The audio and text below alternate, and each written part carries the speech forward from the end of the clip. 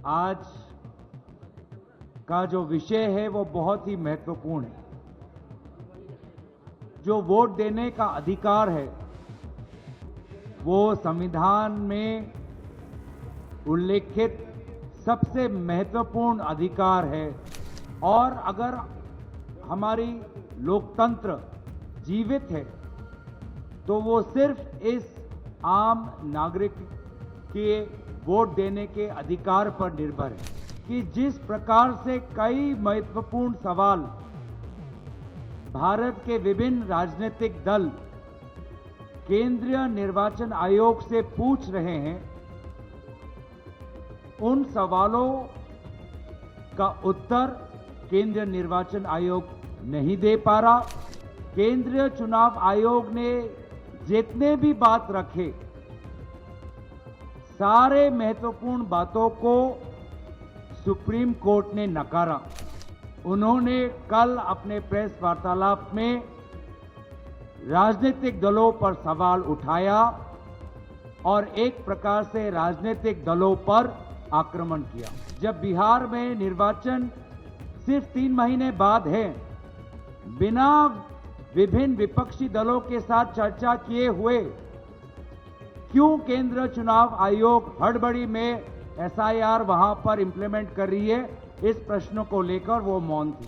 आज का जो विषय है वो बहुत ही महत्वपूर्ण है।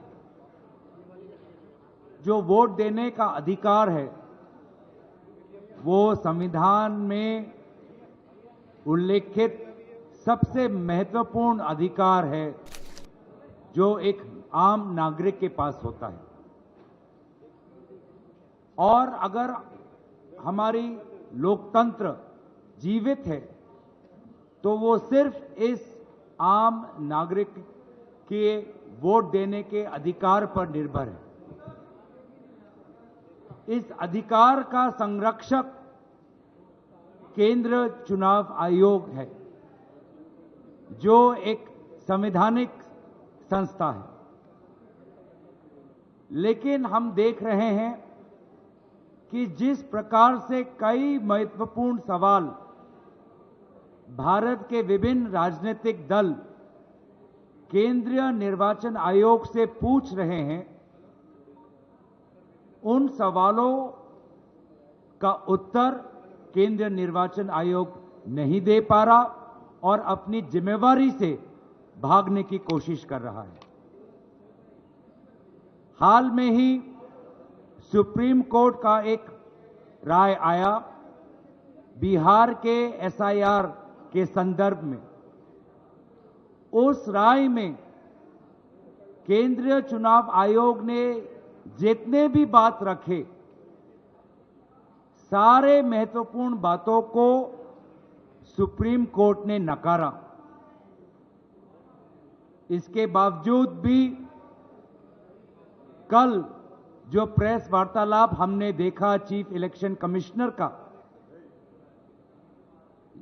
जिसमें उनको अपने चुनाव आयोग की कमजोरियां बतानी थी और विपक्ष के जायज सवालों का उत्तर देना था। उत्तर देने के बावजूद या उत्तर देने के विपरीत उन्होंने कल अपने प्रेस वार्तालाप में राजनीतिक दलों पर सवाल उठाया और एक प्रकार से राजनीतिक दलों पर आक्रमण किया। जबकि बेहतर ये होता कि वे ये बताते कि ये एसआईआर प्रोसेस इतनी हड़बड़ी में, इतनी जल्दबाजी में क्यों कर रहे हैं, जब बिहार में निर्वाचन सिर्फ 3 महीने बाद है, बिना विभिन्न विपक्षी दलों के साथ चर्चा किए हुए क्यों केंद्रीय चुनाव आयोग हड़बड़ी में एसआईआर वहां पर इंप्लीमेंट कर रही है, इस प्रश्न को लेकर वो मौन थे। वे मौन थे कि किस प्रकार से महाराष्ट्र में लोकसभा और विधानसभा चुनाव के बीच में लगभग 70 लाख नए वोटर किस प्रकार से वोटर तालिका में आए, वे इस प्रश्न पे मौन थे। वे इस प्रश्न पे मौन थे कि क्यों केंद्र चुनाव आयोग ने ये निर्णय लिया कि पोलिंग बूथ पर जो सीसीटीवी फुटेज कैप्चर होता है वो 45 डेज के बाद उसको डिलीट किया जाएगा। क्यों वे मौन थे इस बात पर, जो बात राहुल गांधी जी ने उठाई कि लगभग 1 लाख फर्जी वोटर उनको महादेवपुरा में मिले। वो ये नहीं बता पाए कि किस प्रकार से machine readable electoral vote privacy का उल्लंघन है। वे ये बात नहीं बता पाए क्यों वो सुप्रीम कोर्ट की जो मंशा थी कि 65 लाख वोटर्स किस प्रकार से डिलीट हुए, उसका कारण एक सर्चेबल फॉर्मेट में दें, ये इस बात का विरोध क्यों कर रहे थे? क्यों आखिर वे आधार एक वोटर आइडेंटिटी के प्रमाण के खिलाफ थे? पहले तो उन्होंने एक प्रेस नोट के द्वारा बहुत से सवालों का उत्तर देने की कोशिश की।